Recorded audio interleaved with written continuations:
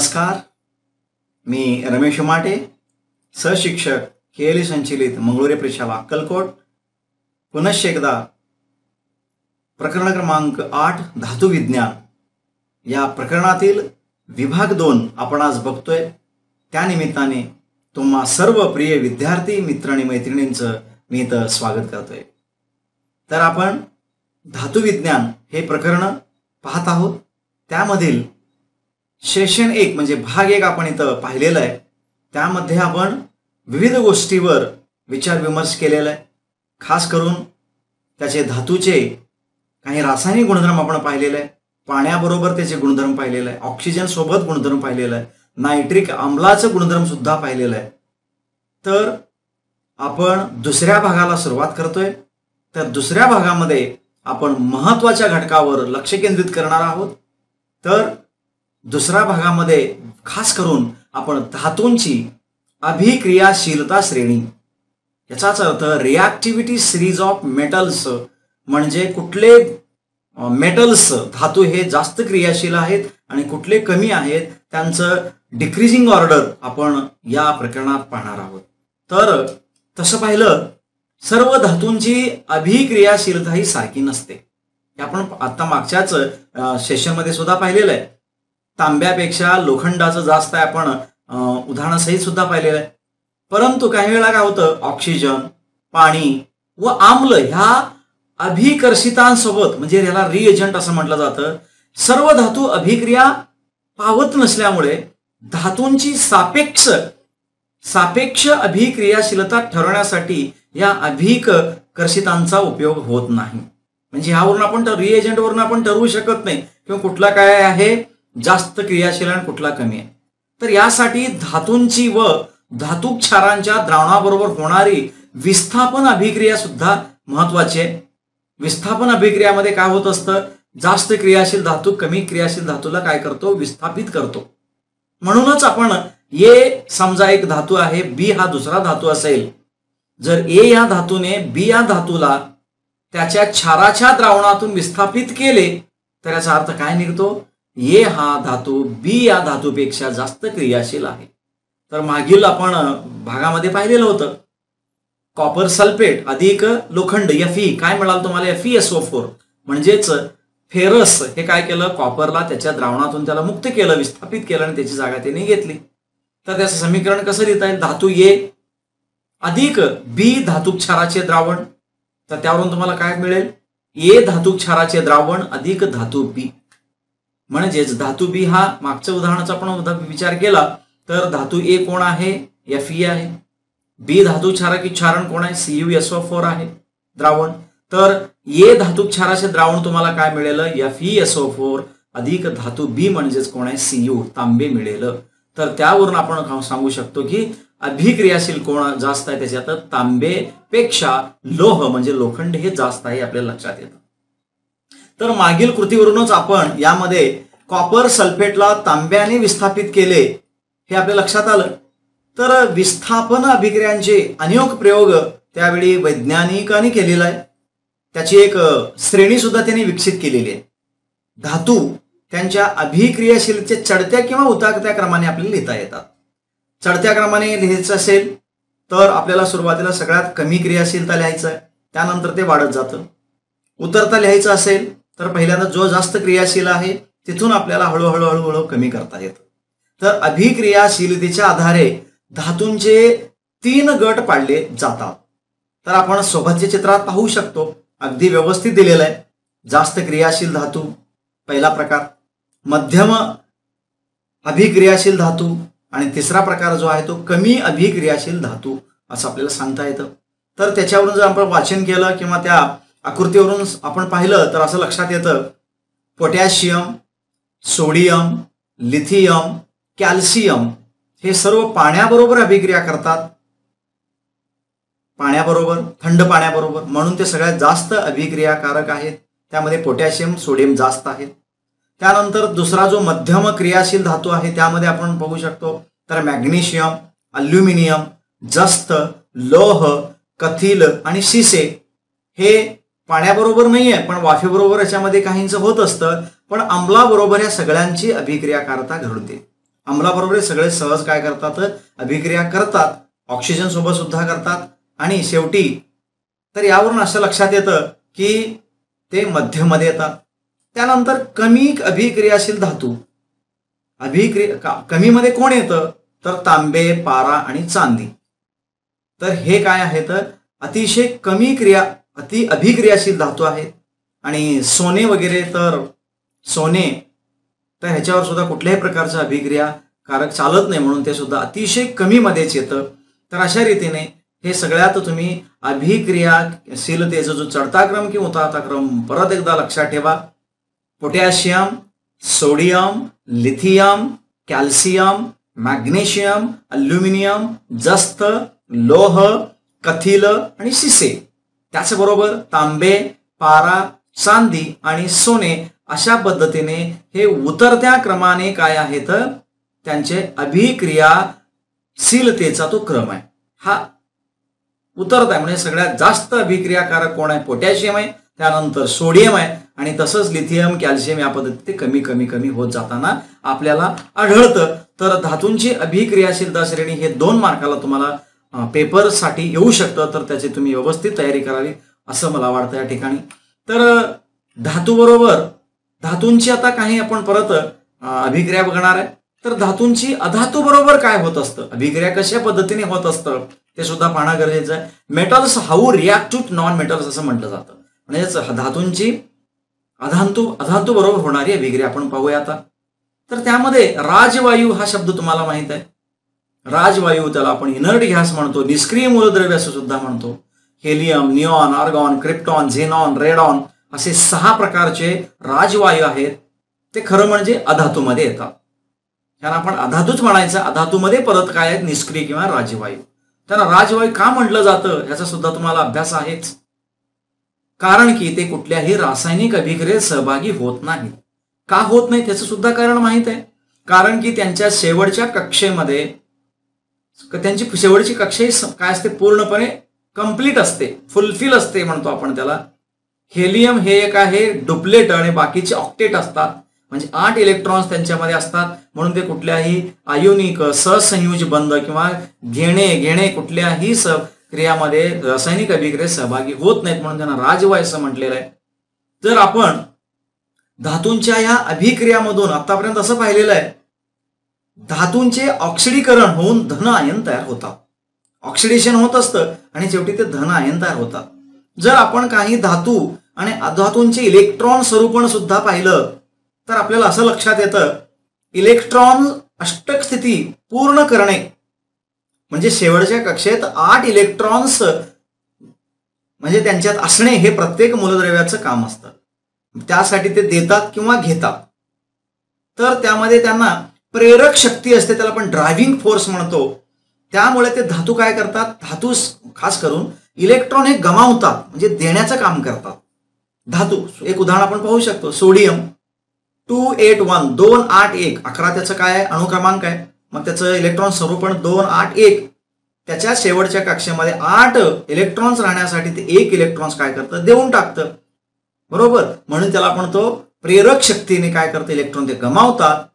आणि त्यामुळं काय होत असतं, इलेक्ट्रॉन शिवकार आणि काही अधातू त्याच वेळी काय करतात, अधातू. आता क्लोरीनचं उदाहरण दिलं तर क्लोरीनचं 17 हे काय आहे, अणुक्रमांक आहे. तर 287 हे शेवटच्या त्यांच्यामध्ये इलेक्ट्रॉन स्वरूपण म्हणजे शेवटच्या कक्षेत 7 इलेक्ट्रॉन्स आहेत. त्याला अष्टक पुरवण्यासाठी एका इलेक्ट्रॉनची गरज आहे. म्हणून काय करतं, अधातू इलेक्ट्रॉन स्वीकारतात आणि अभिक्रियेमध्ये भाग घेतात आणि व नजीकच्या राजवायूचे इलेक्ट्रॉन स्वरूपण प्राप्त करतात. बघा सरळ सरळ आहे दोन्हीमध्ये. बघा आता आपण एक एक्झाम्पल जर पाहिलं उदाहरण तर आपण बघूया, सोडियम क्लोराईड मिठाचंच उदाहरण पाहूया. सोडियमचं काय आहे, Na अधिक Cl2 म्हणजे 2 Na अधिक Cl2, धातू अधिक अधातू, हे आयोनिक संयुगाचंच उदाहरण आहे. तर ह्याच्यामध्ये 2 NaCl म्हणजे आयोनिक संयुग तयार झालं. तर काय होत असतं दोन्हीमध्ये, सोडियम काय करतं, 281 म्हणजे 1 देऊन टाकला तर 2 शिल्लक राहतात. 2 म्हणजे त्याच्या जवळचा जो राजवायू आहे, मला वाटतं निऑन आहे, निऑनचे इलेक्ट्रॉन स्वरूपण त्याला मिळतं. आणि त्याच वेळी तिथं क्लोरीन जे आहे 288 हे मिळतं. म्हणजे 288 हे पुढचं कोण आहे, निऑन नंतर ऑर्गॉन आहे, त्याचं इलेक्ट्रॉन स्वरूपण त्याला प्राप्त होतं. म्हणजे ते सुद्धा राजवायूसारखं संतृप्त होतात. तर राजवायूंचे बाह्यतम कवच पूर्ण असल्यामुळे राजवायू रासायनिक दृष्ट्या निष्क्रिय असतात, हे आपण पाहिलेलं आहे. तर आत्ताच आपण पाहिलं सोडियम क्लोराईड मध्ये काय झालं, 2Na अधिक Cl2 2NaCl. तर इथं धातू आणि अधातूंचं रासायनिक समीकरण होऊन मीड मिळाला आयनिक संयुग. याचप्रमाणे आपल्याला MgCl2चं पण पाहता येतं. MgCl2 मध्ये Mg याचं 2 8 2 असं आहे. 2 इलेक्ट्रॉन ते देऊन टाकतं कोणाला, 2 क्लोरीनना, म्हणून ते सुद्धा संतृप्त बनतं. आयोनिक संयुग आहे. KCl पोटॅशियम क्लोराईड असे आयोनिक संयुगे आपल्याला निर्माण करता येतात. तर आयोनिक संयुग म्हणजेच जिथे धातू हा काय करतो, इलेक्ट्रॉन्स गमावतो आणि अधातू हा इलेक्ट्रॉन्स कमावतो, त्यांच्या संयोगातून जे तयार होतं ते आयोनिक संयुगे असतात. तर आपण अधातूंचे रासायनिक गुणधर्म आपण आत्ता पाहणार आहोत. आपण मागच्या भागामध्ये धातूंचे रासायनिक गुणधर्म पाहिलेला आहे. तर आता अधातूंचे रासायनिक गुणधर्म पाहणं सुद्धा तितकंच गरजेचं आहे. पाहूया आता. त्याला chemical properties of non metals असं म्हटलं जातं. अधातू खास करून भौतिक व रासायनिक गुणधर्मामध्ये साधर्म्य कमी असलेल्या मूलद्रव्यांचा गट आहे. म्हणजे त्यांचे भौतिक व रासायनिक गुणधर्म पूर्णपणे बऱ्यापैकी वेगळे आहेत, साधर्म्य दाखवत नाही. तर अधातूंना आपण विद्युत ऋण मूलद्रव्य म्हणतो आणि धातूंना विद्युत धन मूलद्रव्य म्हणतात. तर त्यावेळी अधातूंना आपण काय म्हणतो, विद्युत ऋण मूलद्रव्य असं म्हटलं जातं. कारण अधातू काय करतात, इलेक्ट्रॉन्स प्राप्त करून घेतात आणि ऋण प्रभारित आयन तयार होतात. क्लोरीन 2 8 7 तो सोडियम करून 1 इलेक्ट्रॉन्स घेतो, 2 8 8 अष्टक पूर्ण झालं आणि त्याच्या डोक्यावर काय येतं, निगेटिव्ह म्हणजे ऋण चिन्ह येतं, म्हणून त्याला काय म्हणतो आपण, ऋण प्रभारित आयन ते निर्माण होतात. आणि अधातूंच्या रासायनिक अभिक्रियांची उदाहरणं आपण या भागामध्ये पाहणार आहोत. आपण पहिलं अभिक्रिया पाहणार आहे तर ते ऑक्सिजन सोबतच. तर अधातूंची ऑक्सिजन बरोबर होणारी अभिक्रिया. सामान्यतः अधातू ऑक्सिजन बरोबर जेव्हा संयोग पावतात ते आम्लधर्मी ऑक्साइड्स तयार करतात. आम्लधर्मी. पाहूया उदाहरण आता. कार्बन अधातू ऑक्सिजन सोबत जेव्हा त्याचं काय होतं, संयोग होतो, तुम्हाला कार्बन डायऑक्साइड मिळतो. हा आम्लधर्मी आहे. आम्लधर्मी याचा अर्थ लिटमस पेपरच्या साहाय्याने आपण चेक करू शकतो. निळ्याचं तांबडा होणे म्हणजे आम्लधर्मी आणि तांबड्याचं निळा होणे म्हणजे आम्लारीधर्मी. तर कार्बन डायऑक्साइड आम्लधर्मी आहे. जर समजा त्या कार्बनला आपण पूर्ण ज्वलन केलं, पूर्ण म्हणजे ऑक्सिजनच्या संपूर्ण ऑक्सिजनमध्ये ज्वलन केलं तर आम्लधर्मी कार्बन डायऑक्साइड मिळतो. जर तोच कार्बन आपण अपूर्ण ज्वलन केलं म्हणजे ऑक्सिजनचा संपर्क कमी आला तर त्यावेळी कार्बन मोनॉक्साइड मिळतो तुम्हाला. 2C अधिक O2 2CO हा उदासीन आहे. उदासीन म्हणजे तो आम्लधर्मी सुद्धा नाही, आम्लारीधर्मी सुद्धा नाही, म्हणजे त्याच्यामध्ये निळा लिटमस निळाच राहतो आणि तांबडा लिटमस हा तांबडाच राहतो. दुसरं उदाहरण आपण बघूया. सल्फर बरोबर जर रिॲक्शन केलं, संयोग पावला ऑक्सिजन, तर ज्वलन होऊन त्याचं SO2 सल्फर डायऑक्साइड हा आम्लधर्मी घटक तुम्हाला मिळेल. तर अशा रीतीने तुम्हाला जेव्हा अधातू ऑक्सिजन सोबत रिॲक्ट करतात, संयोग पावतात, तेव्हा त्यांचे आम्लधर्मी ऑक्साईड तयार होते आणि काहींच्या बाबतीत मात्र उदासीन ऑक्साइड्स तयार होतात. आता दुसऱ्या भागाकडे जातोय आपण. अधातूंची पाण्याबरोबर कशा पद्धतीने अभिक्रिया होते. अधातूंची पाण्याबरोबर होणारी अभिक्रिया. सामान्यतः अधातूंची पाण्याबरोबर कुठल्याच प्रकारे अभिक्रिया होत नाही. फक्त त्याला अपवाद आहेत हॅलोजन ग्रुप्स. हॅलोजन म्हणजे 17व्या गणामधील सर्व मूलद्रव्य कुठले आहेत, क्लोरीन, ब्रोमीन, आयोडीन वगैरे जे मूलद्रव्य आहेत ते मात्र फक्त पाण्याबरोबर काय होतात, संयोग पावतात. क्लोरीन पाण्यात विरघळतो. Cl2 गॅसियस मध्ये आहे अधिक H2O पाणी, तर तुम्हाला HOCl एक्वियस अधिक HCl, तर तुम्हाला काय क्लोरीन पाण्यात विरघळतो, म्हणून फक्त हॅलोजन ग्रुप हे त्याला अपवाद आहे. तर क्लोरीन बरोबर, ब्रोमीन बरोबर, आयोडीन बरोबर सुद्धा आपण तसं समीकरण बनवू शकतो. तर सामान्यतः सगळ्या बाकीचे जे आहेत कुठलेच अधातू बरोबर त्याचं पाण्यात विरघळतं किंवा अभिक्रिया होत नाही. फक्त हॅलोजन म्हणजे 17वा गण. त्यानंतर अधातूंची आता विरल आम्लाबरोबर होणारी अभिक्रिया. विरल म्हणजे काय, डायल्यूट म्हणतो आपण त्याला. HCl असू दे, H2SO4 असू दे, किंवा HNO3 असू दे, सगळे काय आहेत, आम्ल आहेत. त्यांच्याबरोबर कसं त्याचं रिॲक्शन होतं. सामान्यतः काय होत असतं इथं, धातूंची विरल आम्लाबरोबर कोणतीही अभिक्रिया होत नाही परत इथं सुद्धा. आणि ह्याला फक्त परत हॅलोजनच अपवाद आहे. तर क्लोरीन हा विरल हायड्रोब्रोमिक आम्लाबरोबर अभिक्रिया करतो. Cl2 गॅसियस अधिक 2HBr एक्वियस मध्ये आहे आणि तुम्हाला त्याच्यापासून HCl मिळेल. 2HCl अधिक Br2 एक्वियस. अशा पद्धतीने परत काय होतो, क्लोरीन हा विरल हायड्रोब्रोमिक आम्लाबरोबर रिॲक्ट करतो आणि HCl तुम्हाला परत एक आम्ल तयार मिळतो.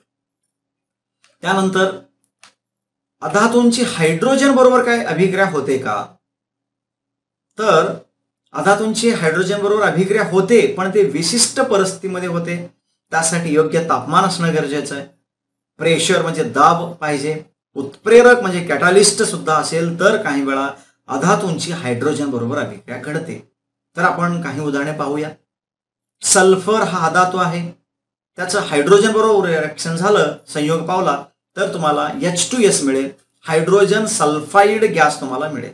अतिशय उग्र असा वास आहे त्याचा, तर हायड्रोजन सल्फाईड मिळतो. N2 म्हणजे नायट्रोजन बरोबर जेव्हा हायड्रोजनचा संपर्क येतो, N2 अधिक 3H2 तुम्हाला अमोनिया मिळेल, म्हणजे 2NHE अमोनिया वायू तुम्हाला उपलब्ध मिळेल. तर काही उपलब्ध म्हणजेच विशिष्ट परिस्थितीमध्ये अधातू हे हायड्रोजन बरोबर काय करतात, रिॲक्ट करतात आणि संयोग पावतात. तर अशा रीतीने आपण काही गुणधर्म पाहिले. NaCl, MgCl2, KCl हे सगळे काय होते, आयनिक संयुगे होते. त्याला आयोनिक कंपाऊंड्स असे आपण म्हणतो. तर त्याच भागावर आता आपण लक्ष केंद्रित करणार आहोत.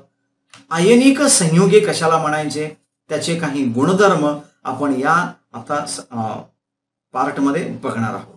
ओके, आता बघूया आयनिक संयुगे कशाला म्हणायचे. तर आत्ताच आपण उदाहरण पाहिलं, Na अधिक Cl, NaCl. Na काय आहे, धातू म्हणजे धन आयन आहे आणि Cl मायनस हे ऋण आयन आहे. म्हणजेच धन आयन व ऋण आयन या दोन घटकांपासून बनणाऱ्या संयोगांना आयनिक संयुगे म्हणतात. फार सोपा आहे फार. धन आयन व ऋण आयन या दोन घटकांपासून बनणाऱ्या संयुगांना आयनिक संयुगे असे म्हणतात. धन आयन व ऋण आयन हे विरुद्ध प्रभारी असल्याने त्यांच्यात विद्युत स्थितिक आकर्षण बल निर्माण होते. विद्युत स्थितिक बल, स्टॅटिक इलेक्ट्रिसिटी असं म्हणतो आपण. हे आकर्षण बल धन आयन व ऋण आयन यांच्यातील आयनिक बंध आहे, लक्षात घ्या. त्यांच्यामध्ये जो ऋण आणि धन जेवढे असतील त्यांच्यामधला जो बंध असतो तो अतिशय काय असतो, भक्कम असतो. आयनिक संयुगामधील धन आयन आणि ऋण आयन यांची संख्या व त्यांच्यावरील विद्युत प्रभावाचे मूल्य असे असते की धन आणि ऋण प्रभार एकमेकांना संतुलित करत असतात. म्हणून आयनिक संयुगे विद्युत दृष्ट्या उदासीन असतात. तुम्हाला काही वेळा शास्त्रीय कारणे द्यामध्ये प्रश्न असू शकतो, आयनिक संयुगे हे विद्युत दृष्ट्या उदासीन असतात. कारण की ज्यांच्यावर धन आणि ऋण जे प्रभार असतात ते काय असतात, विरुद्ध दिशेने असले, एक धन असू दे एक ऋण असू दे, पण ते एकमेकांचे विरुद्ध असतात आणि त्यांची संख्या जी आहे त्या प्रभारांची मूल्य जे समान असतं. समान असल्यामुळे ते कॅन्सल टू इच अदर म्हणजे काय, एकमेकांना ते काय करतात, उदासीन करण्यास मदत करतात. आयनिक संयुगांचे गुणधर्म पाहत असताना आयनिक संयुग हे स्फटिक रूप आहेत. स्फटिक ठिसूळ नसून ते स्फटिक असतात, त्याला क्रिस्टलाइन म्हणतो आपण. आणि स्फटिकरूप पदार्थाच्या सर्व कणांचे पृष्ठभाग विशिष्ट आकाराचे, तसेच ते गुळगुळीत असतात आणि चकचकीत सुद्धा असतात. तर आपण जेव्हा आयनिक संयुगे पाहतो, मिठाचा कण जर तुम्ही पाहिला, आपण तो मीठ नव्हे बारीक केलेला मीठ, तर जे मोठे कण असतात ते जर मिठाचे कण जर पाहिले तर त्यांचा विशिष्ट आकार पहा, तर ते स्फटिक रूप असतं, गुळगुळीत असतं आणि चकचकीत सुद्धा असतं. आणि आयनांची जी नियमित पद्धतीची मांडणी असते ती स्फटिक रूपाला कारणीभूत असते. वेगवेगळ्या आयनिक संयोगातले जे रचना आहे ती वेगळी असते, सगळ्यामध्ये समान असणार नाही. त्यामुळे त्या स्फटिकांचा आकार वेगळा असतो. स्फटिकाच्या आतमध्ये सुद्धा जी आयनांची विशिष्ट मांडणी आहे, सजातीय आयनामध्ये नेहमी प्रतिआकर्षण असतं आणि विजातीय आयनामध्ये मात्र नेहमी हे काय असतं, आकर्षण असतं. त्यामुळेच ते अतिशय भक्कम असे आणि विशिष्ट मांडणी आणि विशिष्ट त्यांना संरचना मिळालेली असते. आणि या विशिष्ट अशा स्फटिक रचनेसाठी कारणीभूत असलेल्या घटकापैकी 2 महत्वाचे घटक म्हणजेच धनप्रभारित व ऋणप्रभारित आयनांचे आकारमान आणि आयनावरील विद्युत प्रभाराचे परिमाण. आयनावरील विद्युत प्रभाराचे परिमाण म्हणजेच एक धन असतो एक ऋण असतो आणि आयनांचे आकारमान सुद्धा काय आहेत त्यांच्या संरचनेला त्याला स्फटिक रूपाला महत्वाचे असे काय आहेत कारणीभूत ठरणारे घटक आहेत. तर विजातीय आयनामधील विद्युत स्थितिक आकर्षण प्रचंड प्रबळ असते आणि त्यामुळेच आयनिक संयुगांचे द्रवणांक उच्च असतात आणि ही आयनिक संयुग कठीण असतात. मुळात काही वेळा ते ठिसूळ पण असतात. आयनिक संयुगांचे द्रवणांक उच्च का असतात तर त्यांच्यामध्ये सजातीय आणि विजातीय धन दोघांचे मिक्सिंग झालेलं असतं मिश्रण असतं म्हणून त्यांचे द्रवणांक उच्च असतात. ती संयुगे कठीण सुद्धा असतात. तर आयनिक संयुगे आणि त्यांचे गुणधर्मच गण आपण बघणार आहोत आता. तर त्यासाठी आपण एक कृती करूया. तर हे काय करायचं आहे धातूचा पसरट चमचा घ्या, बर्नर, कार्बनचे विद्युत आग्रे, चंचू पात्र, विद्युत घड, दाबकळ आणि सोडियम क्लोराईड, पोटॅशियम आयोडाईड आणि बेरियम क्लोराईड असे नमुने आणि त्यांच्यासोबत पाणी घेऊया आणि सगळे काय करायचे नमुने घ्यायचे आणि आकृतीत पाहिल्याप्रमाणे कृती करूया. धातूच्या पसरट चमच्यामध्ये एक छाल घ्यायचा कुठला तरी एक पहिल्यांदा आणि बर्नरच्या पेटत्या ज्योतीवर तापवा. इतर क्षार सुद्धा त्याप्रमाणेच एका पसरट चमच्यामध्ये घ्यायचा आहे आणि तो बर्नरवर पेटवायचा आहे. आकृतीत दाखवल्याप्रमाणे घटाच्या धन आणि ऋणाग्रांना कार्बन इलेक्ट्रोड जोडा व चंचुपात्र वापरून विद्युत अपघटनी घड तयार करा. कोणत्याही एका क्षाराच्या द्रावणात विद्युत आग्रे बुडवा, तुम्हाला दिवा लागलेला दिसेल का? इतर सर्व क्षारांच्या बाबतीत सुद्धा हे तपासून पहा. तर त्यामध्ये तुम्ही जर पाहिलं तर त्याच्यामध्ये दिवा पेटतो का नाही तर त्यामध्ये सोडियम क्लोराईड, पोटॅशियम आयोडाईड आणि बेरियम क्लोराईड हे सगळे क्षार असल्यामुळे सगळ्या चंचू पात्रामध्ये दिवे पेटतील. तर आपण वरील उदाहरणावरून आयोनिक संयुगाचे सामान्य गुणधर्म आपण तपासूया. नंबर 1, धन आणि ऋणप्रभारित आयनामध्ये तीव्र आकर्षणाचे बल असल्यामुळे आयोनिक संयुगे ही स्थायी रूपास असून कठीण असतात. आयोनिक संयुगे ठिसूळ सुद्धा असतात व त्यावर दाब प्रयुक्त केल्यास त्यांचे तुकडे करता येतात. ओके. त्यानंतर आयोनिक संयुगामध्ये आंतररेणवी आकर्षण म्हणजे इंटरमोलॅक्युलर अट्रॅक्शन जास्त असल्यामुळे त्यांच्यावर मात करण्यासाठी बरीच ऊर्जा वापरावी लागते. म्हणजे त्यांना उष्णता देऊन त्यांना जर तुम्हाला सेपरेट करायचं असेल तर त्याच्यासाठी जास्त खर्च करावा लागणार आहे म्हणजे जास्त उष्णता द्यावं लागणार आहे. म्हणूनच आयोनिक संयुगाचे द्रवणांक आणि उत्कलनांक अतिशय उच्च असतात. तर त्याचबरोबर आयोनिक संयुगे पाण्यात ही द्रावणीय असतात हे लक्षात घ्या. कारण विचरण होऊन सुट्या झालेल्या आयनाभोवती पाण्याचे रेणू विशिष्ट प्रकारे अभिमुख होऊन म्हणजे विशिष्ट दिशेने वळून रचले जातात. त्यामुळे मूळच्या आंतररेणवीय बलाच्या जागी आयन व त्याभोवतालचे पाण्याचे रेणू यांच्यामध्ये नवे आकर्षण बल प्रस्थापित होते. म्हणूनच आयनिक संयुगे हे पाण्यात द्रावणीय असतात. परंतु हे आयनिक संयुगे केरोसिन, पेट्रोल यासारख्या द्रावकात मात्र अद्रावणीय आहेत, विरघळत नाहीत. कारण पाण्यात होते त्याप्रमाणे द्रावकामध्ये नवे आकर्षण बल प्रस्थापित होत नाही. कुठल्याही प्रकारचं बल प्रस्थापित न झाल्यामुळे त्याचे ते द्रावणीय नाहीत. तर 5वा गुणधर्म आपण पाहूया. स्थायी रूपातील आयनिक संयुगे विद्युत वहन करू शकत नाही. तुम्ही मीठ घ्या, मिठामध्ये तुम्ही काय करा बॅटरी आणि आता वर जर आपण उदाहरण पाहिलं त्याप्रमाणे करून बघा, बॅटरी लागणार नाही किंवा बल्ब पेटणार नाही. पण वितळलेल्या अवस्थेत मात्र आयन चल झाल्याने ते विद्युत वहन होऊ शकतं. तुम्ही पाण्यामध्ये सोडियम क्लोराईडचं सोल्युशन टाका, मीठ टाका आणि त्याला 2 रॉड टाका, त्याला बल्ब लावा आणि बॅटरी घ्या, तर त्याच्यातून तुम्हाला काय विद्युत वहन होताना दिसेल. पण स्थायी रूपात असताना मिठामध्ये विद्युत वहन होणार नाही. तर द्रावणातून विद्युतधारा प्रवाहित केल्यास आयन हे विरुद्ध प्रभाराच्या विद्युत अग्राकडे जातात. वितळलेल्या व जलीय द्रावणाच्या स्थितीतील विद्युत वाहकतेमुळे आयनिक संयुगांना विद्युत अपघटनी पदार्थ म्हणतात. जर वर जे आपण सगळे उदाहरण पाहिले, barium chloride, sodium chloride, potassium chloride हे सगळे काय आहेत विद्युत अपघटनी पदार्थ आहेत. तर सोबत दिलेल्या तक्त्यामध्ये आपण थोडक्यात पाहूया संयुगांचे. संयुग कुठले आहेत, ते आयनिक आहेत का नाही, द्रवणांक आणि उत्कलनांक. H2O आयनिक नाही, हा सहसंयुग आहे, म्हणून द्रवणांक उत्कलनांक 0 100, द्रवणांक 0 आहे तर उत्कलनांक 100 आहे. ZnCl2 झिंक क्लोराईड आयनिक आहे, मॅग्नेशियम क्लोराईड आहे, NaCl, NaBr, KCl, MgO. फक्त पाणी सोडून बाकीचे सगळे काय आयनिक आहेत. म्हणून तुम्ही तपासून पाहू शकता सगळ्यांचे द्रवणांक आणि उत्कलनांक अति उच्च आहेत, फक्त पाणी एक सोडल्या तर, कारण की तो आयनिक नसून तो सहसंयोज बंध आहे.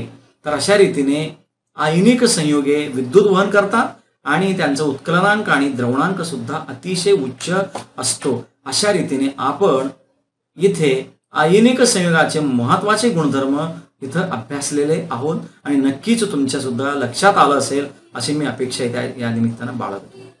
तर पुढचा जो भाग आहे, महत्वाचा भाग, प्रकरणाचं नाव सुद्धा तेच आहे, धातू विज्ञान, मेटलर्जी. फक्त थोडं इंट्रोडक्शन पार्ट बघूया, प्रस्तावना, आणि धातू विज्ञानाचं तिसऱ्या भागामध्ये आपण परत अतिशय व्यवस्थितरित्या अभ्यास करूया. तर धातू विज्ञान पाहत असताना कशाला म्हणायचं धातू विज्ञान, तर खनिजापासून धातूंचे निष्कर्षण व उपयोगासाठी शुद्धीकरण या संबंधीचं जे विज्ञान आणि तंत्रज्ञान आहे त्याला आपण धातू विज्ञान म्हणायचं. म्हणजे या धातू विज्ञानामध्ये खनिज जे मिळतं आपल्याला पृथ्वीच्या पोटातून, भूगर्भातून आपण खनिज काढतोय, ते खनिज शुद्ध रूपात मिळत नसतं, ते संयुगाच्या रूपात असतं, मुक्त स्थितीत आढळत नाही. जास्त करून ते जास्त करून कुठल्या ऑक्साइड्स, कार्बोनेट्स, सल्फाइड, नायट्रेट अशा विविध क्षाराच्या स्वरूपात आढळतं. मग अशा या सर्व स्वरूपात जे आढळतं, म्हणजे निसर्गामध्ये तो मुक्त स्थितीत नसून ते संयुगा स्थितीत आढळतं, ते जेव्हा आपण वर काढतो तेव्हा त्याला निष्कर्षण करणे आणि त्याला शुद्ध करणे, निष्कर्षण म्हणजे शुद्ध करणे आणि त्याचा आपल्याला व्यावहारिक उपयोग करणे. निष्कर्षण म्हणजेच काय, तर त्या संयुगामधून आपल्याला हवं ते धातू काढून घेणे, त्यावर शुद्धीकरण करणे आणि ते शुद्ध झालेलं व्यवहारामध्ये त्याचा वापर करणे. या सगळ्याचं जे तंत्रज्ञान आहे, जे विज्ञान आहे, ते विज्ञान म्हणजेच धातू विज्ञान आहे, त्यामध्येच केलं जातं. तर सर्वात अक्रियाशील धातू जे आहेत त्यांच्यावर हवा, पाणी आणि इतर नैसर्गिक घटकांचा सुद्धा परिणाम होत नाही, असे चांदी, सोने, प्लॅटिनम हे धातू मात्र सर्वसाधारणपणे तुम्हाला मुक्त अवस्थेत आढळून येताना दिसतील. आणि बाकीचे जे सगळे लोह, अल्युमिनियम अशा प्रकारचे जे धातू आहेत ते संयुगावस्थेत तर असतातच आणि अशुद्ध सुद्धा निसर्गात आढळतात. अशानाच आपण काय खनिज असं म्हणतो.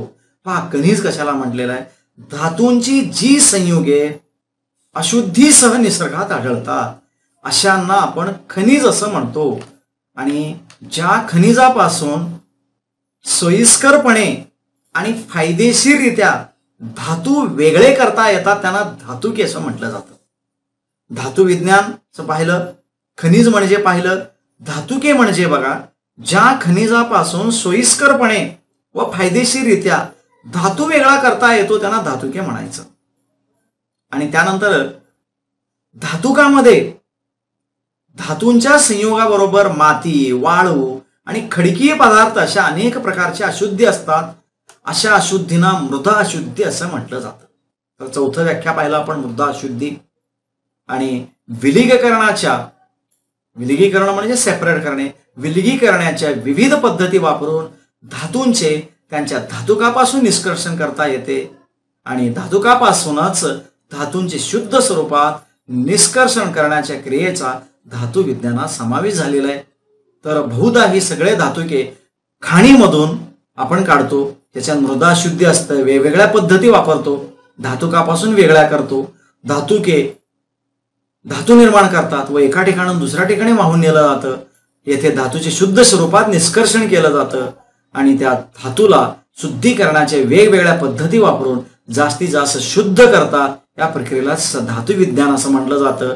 तर या धातू विज्ञानाचा संपूर्ण लेखाजोखा अतिशय व्यवस्थितरित्या आपण पुढच्या तिसऱ्या भागामध्ये अभ्यास करणार आहोत. तर तोपर्यंत सर्वांना माझा नमस्कार, धन्यवाद, थँक्यू.